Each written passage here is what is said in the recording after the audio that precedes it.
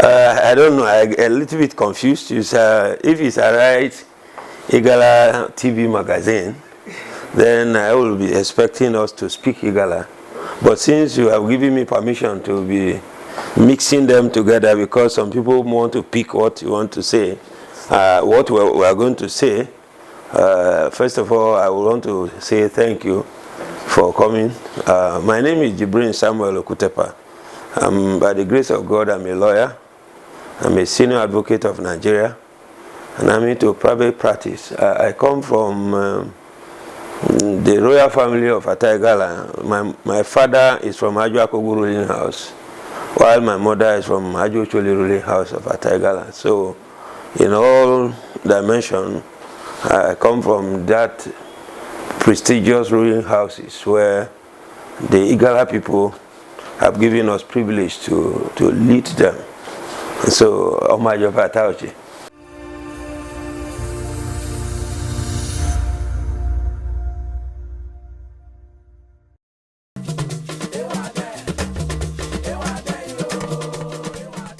I think Igala seems to have lost their identities. Identity in terms of our cultural background, in terms of our cultural value, in terms of our cultural orientation, in terms of cultural respect, in terms of the mysticism that name evoked in those days. We have surrendered wittingly or unwittingly our God-given powers and identity to what appears to be Western culture and civilization, to the detriment of the rich culture and value of the Igala people. You do recall that from the time of Ayaboma Idoko down to the period that His Royal Majesty had traveled hunting expedition, Igala as a people were people who were respected worldwide, and we had a kingdom that was united. We had a kingdom that the Europeans dreaded very much. But shortly, I think from somewhere when we gained independence, and there was interference with our cultural norms and value, and we have engaged in what I may refer to as the murky water of dirty politics.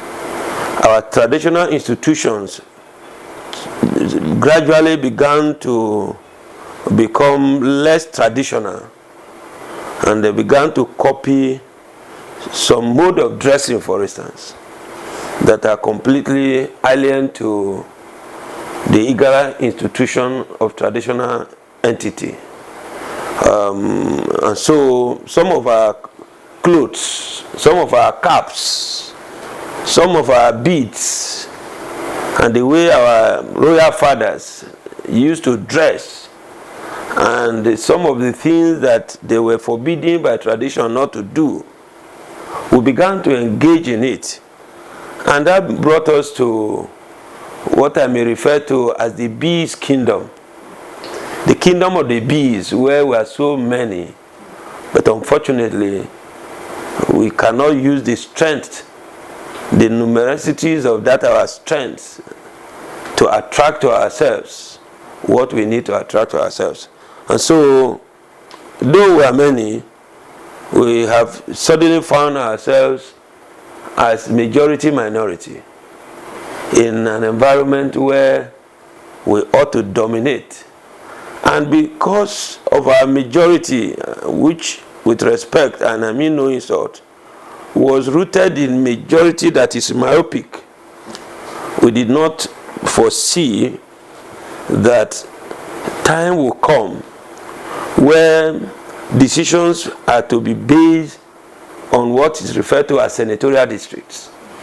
If you look at the Igala as in Kogi State, for instance, We pride ourselves as having the largest number of local governments attributed to an ethnic group. Yet we have only one senatorial district compared to the people that we believe are not as popular, populous as we are. So that's where we start having a diminishing return in terms of our voice, in terms of our representation. And so, and in some parts, Igala's people were having it much more. They were in government.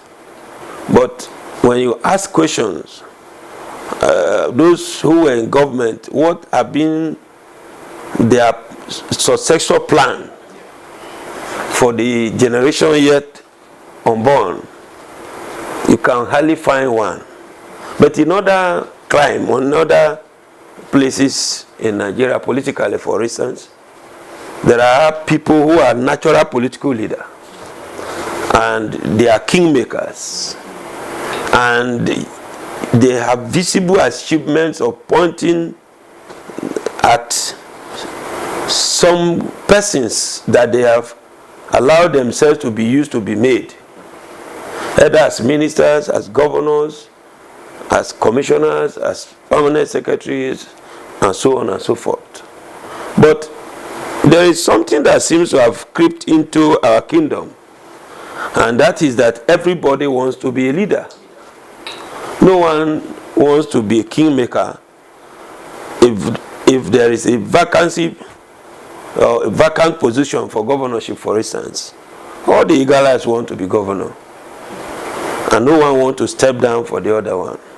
And so this led to infighting within us. And then there is what I call pull me down syndrome. And so the brotherhood that our forefathers exhibited, where you find all Igalas in every part of Igala land, almost closely related in terms of elder consanguinity or in terms of friendship, seems to have disappeared. Our forefathers, for instance, I recall in those days, Royal Majesty Amoboni the First, for instance, do tour the Igala kingdom to Igala land to visit the majority of our relation. If you ask of those of us that come from the royal family, you will see that if you go to Abejukolo Ife, if you go to Omala, you go to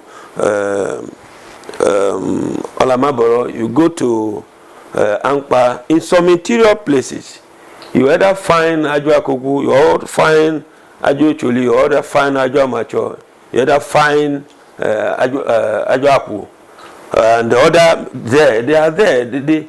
It was then believed that the entire land belongs to the Ata, and so any of these persons from the royal family can situate there, and we were blending very well. But unfortunately, we missed it when we began to make discrimination and begin to give ourselves names. When somebody from IDAP comes out, he says he is Igale Yoba.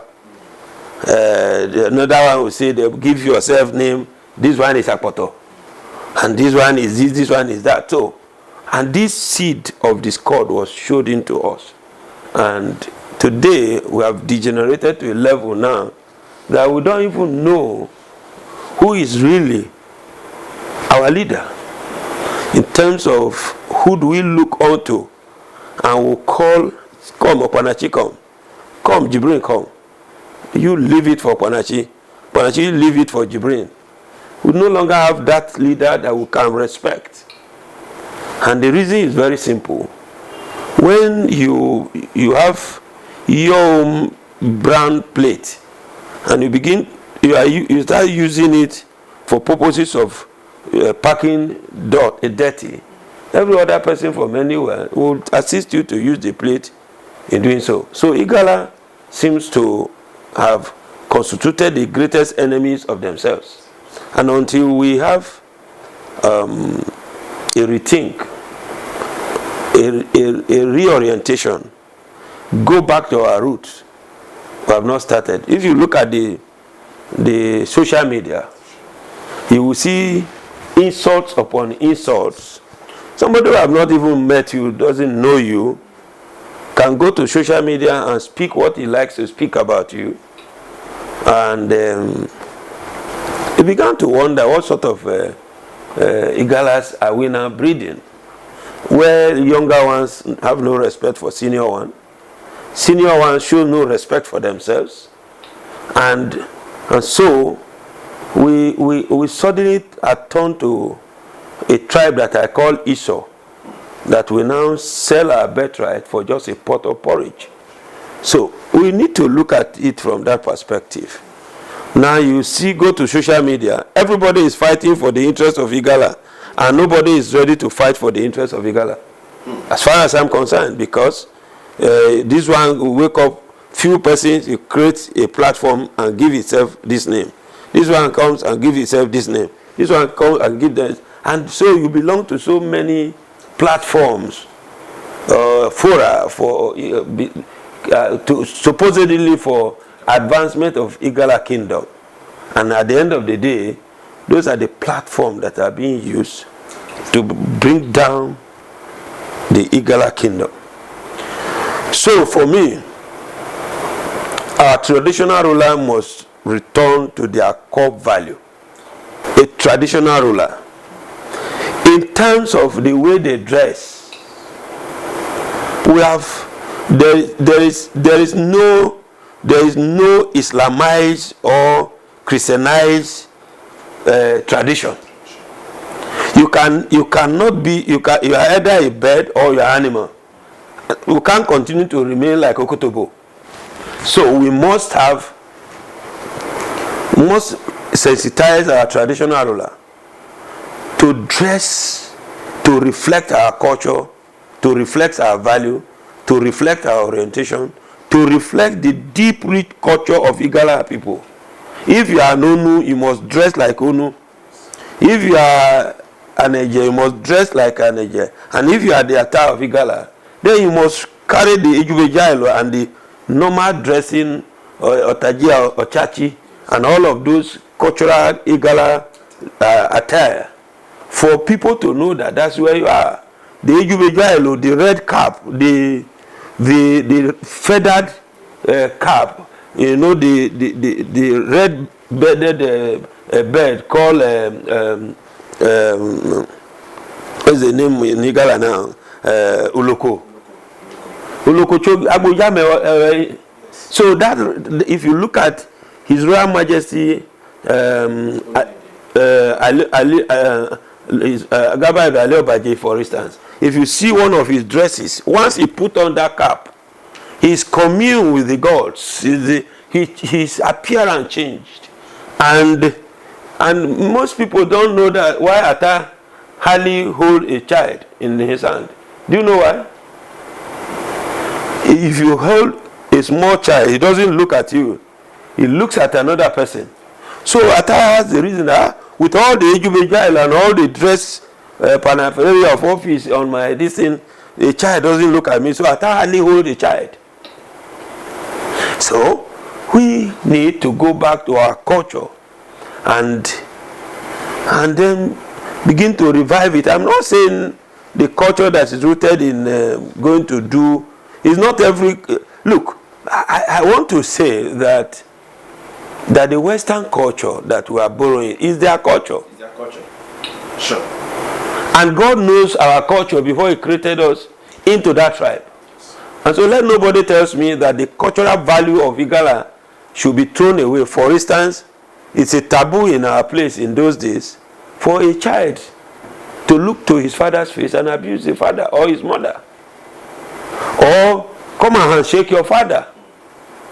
Or your father talks to you, talk back to your father. It's not done that way in Igala culture. But today, we are imbibing that culture where a child will look you to his face and say that you are not correct. A child looks at his father to his face and say, I'm going away from you, to hell with you. In grammatical expression, having wasted all the time and energy in the whole world to train the child comes with that bad attitude and bad orientation from the theme and the Western education that you gave to the child. So we must go back to that our culture, teach our children the value of respect for elders.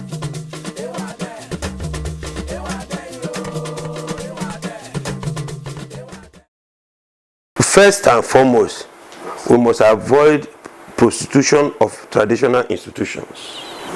You discover that very many persons that are parading themselves around as our traditional rulers are indeed not, in the real sense of the word, people qualifying to be traditional rulers. So we have mixed politics with tradition. So let us go back. If you can't just come from somewhere and you want to be Onu of Ejule, for instance, when all along nobody in Ejule knows you as from that Onu clan, or Onu Anyigba, if there is anything like that, you want to come and be Onu Anyigba, for instance, and then you don't even know what goes on in Anyigba, but because it is said that the position now is vacant and you are close to power that be, then you want to be Onu Anyigba. Or you want to be Onu Itobe, for instance. And then there is this Onu are institutions that are either hereditary and from a patrilineal line. Then you are not from that patrilineal line, because there is what we used to call in those days Adu, the slaves, and those slaves that grew up in the traditional homes began to attach themselves to some of those lineages, and then they began to claim somebody who is not real Ajuakogu claims that he's an Ajuakogu, and they want to contest a chieftaincy title meant for Ajuakogu lineage, even though when you go to historical facts, he cannot trace his genealogy beyond his immediate father. Now, if you ask me today, why do you say you are from Ajuakogu? I can trace my genealogy to Ayeboma Edoko, because I am not Omatojukwologu. Omatojukwologu means the Omata that is only on the road. It doesn't have a deep-rooted background. You can't trace his genealogy. So we must first of all these political prostitutions of our chieftaincy title, we must do away with it. If you want to be a chief of Inigala land, then you must be prepared to give your all in all for that office of a chieftaincy. Don't be a political houseboy. That's one. Then number two, the Igala, you say there are no elders. I think there is also a problem of followership. The younger generation these days are people I refer to as computer age generation, who have no respect for the elders, and no elders who want to come for a meeting called by a younger one to be insulted, because we are all not equal. Let's not deceive ourselves. God did not create us as of the same level. He first of all created some persons to give birth to the other person. That means that God himself respects the hierarchy of seniority. So if you call a meeting in which people of, say, 60 years and above attend, and then you are just below 30, and in that meeting you are talking down on some people who are 60 years and above, then when you call for a meeting again, they will not come. Now, we don't also have respect. The Igalas, from what I seem to see now, don't seem to have respect for constructive engagement and argument without insult. For instance, in the ongoing process to select who will be at Igala, a lot of arguments, accusations and counter accusations are going on.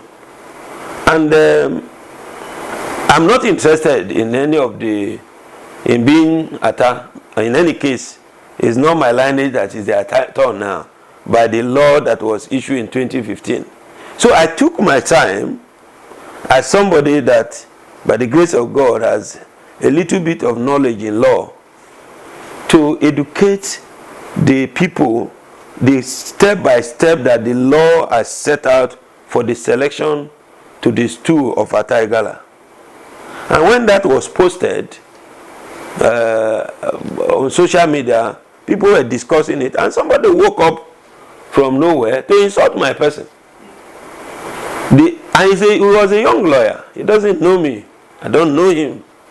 But in a real respected society of Igala, where he comes from, and law, where he comes from, he ought not to address me in the manner he addressed me on social media.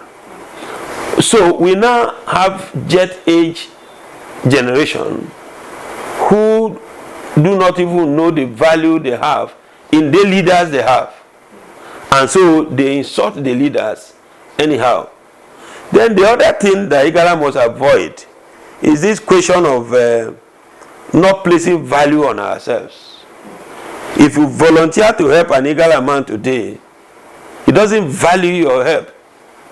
And they don't want to pay for the services you render. Once they identify you as Arise Magazine MD is an Igala person, even the advertorial being put in that magazine, they want you to do it free. They want you to do it free. So no one, they don't want to promote you. And but they want you to promote them and promote their interests. Somebody sat somewhere and said was talking that I am not supporting his aspiration to be so and so and so. And I said, how do I support aspiration of a man? Support aspiration of somebody who tells you that this is what I want to do. And if you are convinced in you that you can support it, then you will support. So we must avoid this cheapening ourselves and not wanting to pay for the services our people rendered, because we need to promote and pay for the services of Igala man or woman, so that the Igala man or woman can be of beneficial use to the society called Igala. And so we need to look at that. Then we'll also need to look at the way and manner we have suddenly become shameless. We have no shame anymore. Begging has never been part of the culture of Igala persons. But today, the concept of Omede and begging at public functions have become so notorious that even the deaf and the blind can hear and see it. And so if you have misfortune to be doing social events in Igala land and bring personalities, they are likely to be embarrassed. It's not part of our culture to beg, no matter the poverty ravaging your family. So, dupe kamanyo, anyo odegen, Igala manyo, Igala manyo ne eman makwaka. So those are the things that we need to do. So, and then our leaders must also be sincere with us. The idea that only me and only my family must enjoy, must give way to bringing on board other person's family, particularly in terms of political leadership selection. You cannot tell me now that only one family in our place has the capacity to produce senator, House of Rep, or even a governor of a state. They are everywhere, any corner. You can find good material. All we need to do now is to put ourselves together. And then the proliferation of associations is doing more harm than good to us. There was a time we have what they call Igala Cultural and Development Association. I was expecting that the core mandate of that association was the development of culture of Igala people. But the fighting within the association and the crisis permeating it seems to have engulfed it to the extent that it has become impotent in terms of achieving its mandate. Then there was one we called the Ukomigala. And I don't know whether it is still the voice of the Igala people. And a lot of us are skeptical. We don't want to come out because you are afraid of being harmed or being insulted. If you come out to assist, being called names, and unfortunately, you can't continue. You can't develop Igala land by lamentation. There are no practical steps to develop the land. There are no practical steps. All that you hear, year in, year out, is lamentation. Back to this aspect of question of insult, for instance. When I wrote, and one of my colleagues also wrote, somebody went to social media that what kind of knowledge they have? If they had knowledge, why were they not able to win election petitions for the Igalas? So the person exhibited this ignorance, does not even know that litigation is not a tea party. Did not know that you don't sit down in the corner of your room and wish that your person become what you want to be without even a contribution to the system. So the Igala people are not even ready to bring out money to fight their cause. They are not ready to bring out money to fight their cause. So you cannot board a plane without buying a ticket. Sure. And you need money to buy a ticket. Otherwise you keep trekking. If you don't have money to buy a ticket, then you must trek. And then there will be different. If you look at the difference between you trekking to Lagos and somebody taking flight, you will know who gets there first. So the example I've given is that the other people you think that are minority are prepared to support one of their own, even if it's not the best they have, so that the person can remain there and they say that is their own. But how many of us are ready to support our own in terms of our resources, in terms of our financial commitment, in terms of our prayers, in terms of our cooperation? You rather go to meet those who put themselves forward to lead, to be demanding. So that's why I said we need to change our attitude and our orientation and go back to the roots where we have derailed and pick the pieces and put them together to make the Igalas of our dream.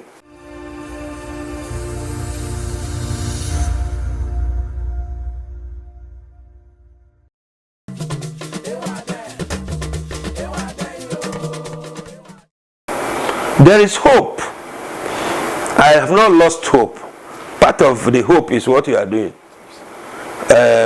Part of the hope is the services that some of us are rendering to some people. Part of the hope is the talk that we are talking.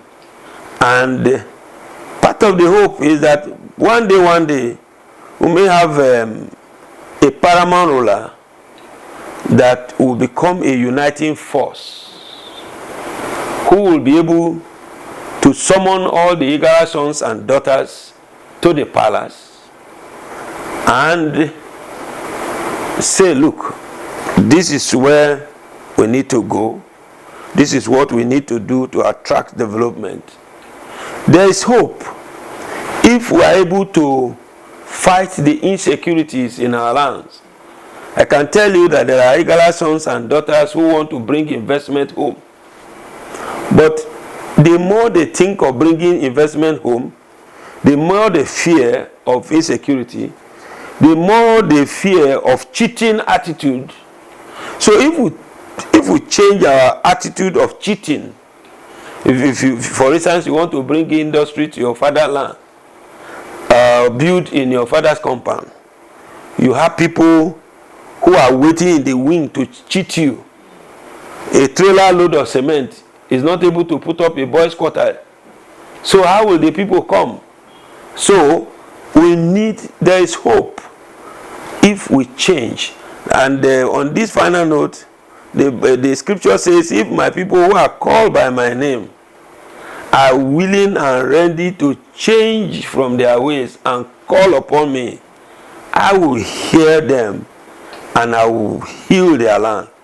So the Igalas must be willing and ready to change from following Western civilization blindly and blend our own civilization that we had before the Western people came into being, like those of our people who are pharmacists, for instance. What is the value of a Mayoko that some of us drank? How do you refine a Mayoko? How do you refine all of the herbs and make it a viable commercial ventures and site the plant in Igala land, the cashews, the palm trees? Ikanepo in those days used to be where you get palm oil. You go to Alade, for instance, you get palm oil. The Ijaw people used to come and brew local gins called Ogogoro in those days. If you take a cup, you know what it. Those things can be refined, and they have arable land. If you go to Forachi, for instance, go to Abocho, for instance, you go to Ogbonicha, for instance, go to Igai Keje, for instance, go to Olamaboro, Okpo, or you go to Inye.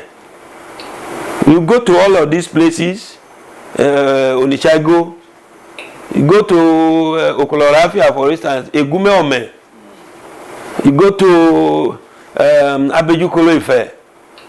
So, you go to all of the Ibaji, were reputed for fishing something before, and there is a yam they call Onyoku in that land.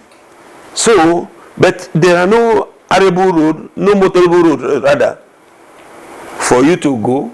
So we need to team together. We need to team together and make the government to appreciate that we have people called Igalas who have lands that needs to be developed. And then we need to fight a just cause and emancipate ourselves from the self-imprisonment that we put ourselves by our attitude, by our conduct, by our orientation, by our behavior, by our total disrespect for ourselves. Once we start showing respect for ourselves, begin to put ourselves together, put our act together, then we'll avoid the population of beasts that we are now. And not only do we need to be backing, but we should also bite. And once we are able to bite in unity of purpose, the Igala lands will come once again back in development and in its glory of rich cultural value. All the Ochos, the Ogaganyis, all the Iya Igba, all the Agales, all those Oleles, they should come together and begin to bring out our songs for people to hear, rather than putting other do me or do you kind of music in your car. I play Igala music a lot, and we should start promoting it in our various homes. And then I pray that God will give us a paramount ruler honored by all Igala so that he can bring us together. Thank you very much, sir. You're welcome. You're welcome. You're welcome.